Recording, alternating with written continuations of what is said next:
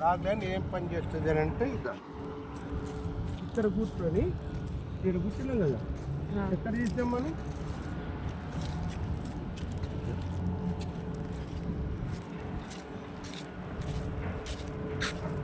ఇదంతా ఏంటి అంకుల్? ఇదంతా వాటర్ తీసినాం కదా, వర్షానికి వచ్చిన నీళ్ళు అది వచ్చినాయి.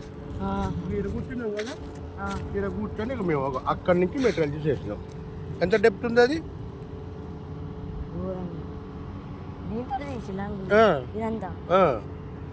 ఇదంతా మేము తీసేదంతా దీంట్లోనే. ఇంత డెప్త్ ఉందా? అంత డెప్త్ నుంచి తీసుకొని ఎక్కడ పోసినావా? అది కనపడుతుంది కదా, అబ్బాయిన పోసినాం. అది పోసింది మేమే. అది ఇదంతా అంత హైట్లో పడుతుంది అనమాట.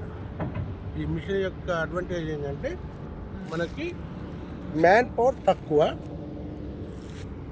వర్క్ స్కిల్డ్ ఎక్కువ.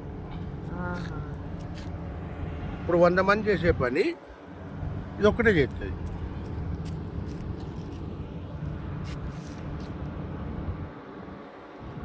అర్థమైందా?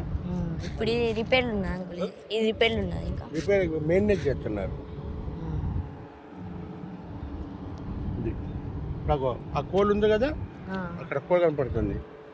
అది ఎక్స్పోర్ట్ చేసి ఇచ్చేస్తాం. ఇప్పుడు దీని కింద నీకు ఇక్కడ బ్లాక్ కనపడుతుంది చూడు, అక్కడ లైట్ కోల్ టచ్ అయింది అనమాట. ఆ బెంచ్ క్లియర్ చేసి ఇచ్చేస్తే మేము ఈ నీళ్ళు అయిపోయిన తర్వాత మళ్ళీ వాళ్ళు ఆ కోల్ ఎత్తుకుంటారు.